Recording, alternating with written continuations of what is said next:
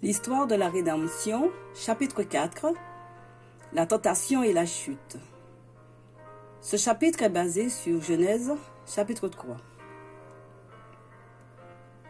Satan prit la forme d'un serpent et entra dans le jardin d'Éden. Cet animal était une merveilleuse créature qui avait des ailes et qui, en plein vol, avait l'éclat de l'or poli. Il ne rampait pas sur le sol, mais volait çà et là et mangeait des fruits comme l'homme.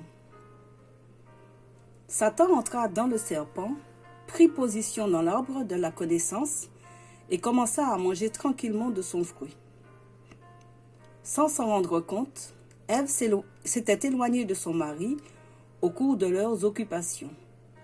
S'apercevant tout à coup qu'elle était seule, elle éprouva d'abord un sentiment d'effroi, mais elle ne tarda pas à se sentir en sécurité, bien que son mari ne fût pas à ses côtés. Elle se dit qu'elle était assez sage et forte pour reconnaître le malin et pour l'affronter. Oubliant les recommandations de l'ange, elle se trouva bientôt en face de l'arbre défendu, qu'elle regarda avec un mélange de curiosité et d'admiration. Voyant que son fruit était très beau, elle se demanda pourquoi Dieu leur avait interdit d'y toucher et d'en manger. Satan profita de l'occasion pour intervenir. Comme s'il pouvait deviner ses pensées, il dit à la femme : « Est-ce vrai que Dieu vous a dit, vous ne devez manger aucun fruit du jardin ?» C'est ainsi qu'avec une voix mélodieuse et caressante, le diable s'adressa à Ève, qui fut surprise et trouva étrange qu'un serpent puisse parler. Il la complimenta pour sa beauté incomparable, ce qu'elle écouta non sans plaisir.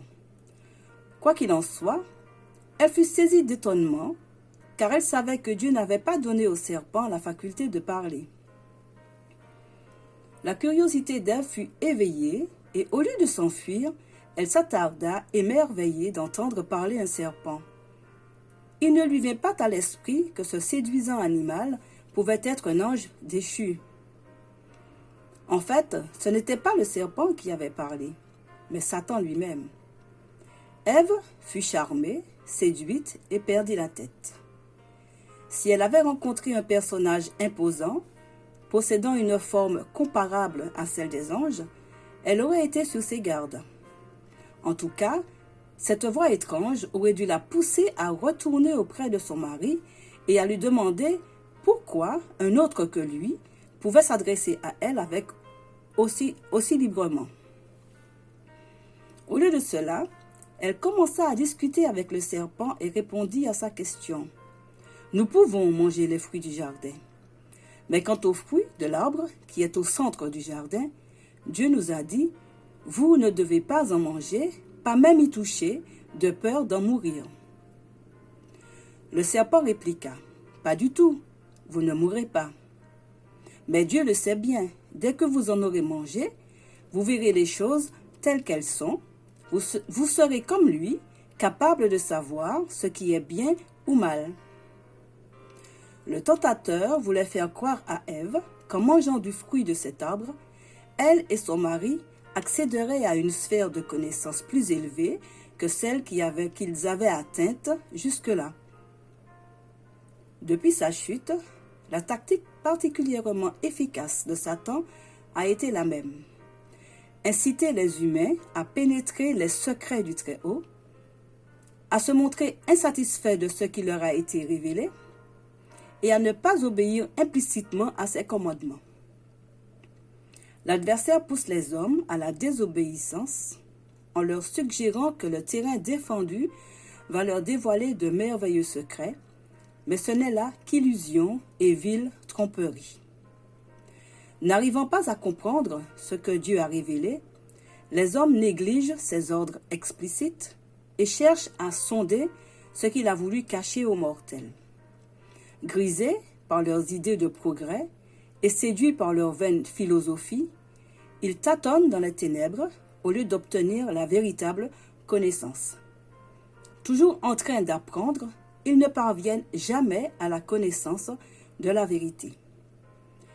Dieu ne voulait pas que ce couple innocent eu la moindre connaissance du mal. Il leur avait généreusement dispensé le bien et les avait protégés du mal. Ève pensa que les paroles du serpent étaient sages, et elle crut à son audacieuse déclaration « Pas du tout, vous ne mourrez pas. Mais Dieu le sait bien, dès que vous en aurez mangé, vous verrez des choses telles qu'elles sont, vous serez comme lui, capable de savoir ce qui est bien ou mal. » Cela équivalait à dire que le Créateur avait menti. Le diable alla jusqu'à insinuer que le Seigneur avait trompé nos premiers parents pour les empêcher d'atteindre un niveau de connaissance égal au sien.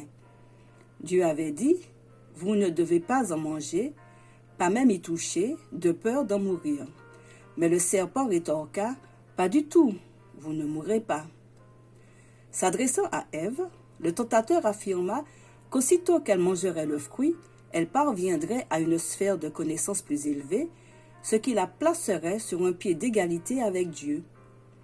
Attirant son attention sur lui-même, le serpent déclara qu'il mangeait librement du fruit de l'arbre et que celui-ci était non seulement inoffensif, mais délicieux et stimulant.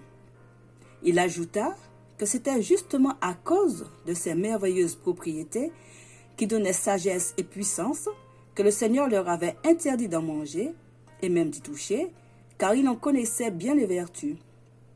Satan déclara que c'est après avoir mangé du fruit défendu qu'il avait acquis la faculté de parler. Selon lui, Dieu ne tiendrait pas parole. Ce n'était de sa part rien de plus qu'une menace destinée à les intimider et à les empêcher d'atteindre un niveau de bonheur plus élevé et une joie plus parfaite. Le diable cueillit alors un fruit et le tendit à Ève qui le prit.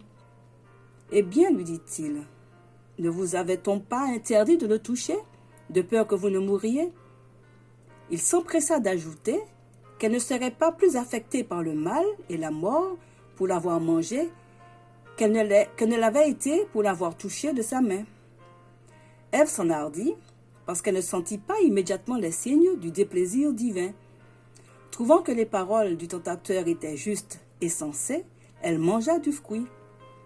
Son goût lui parut excellent, et elle crut en ressentir déjà les effets merveilleux.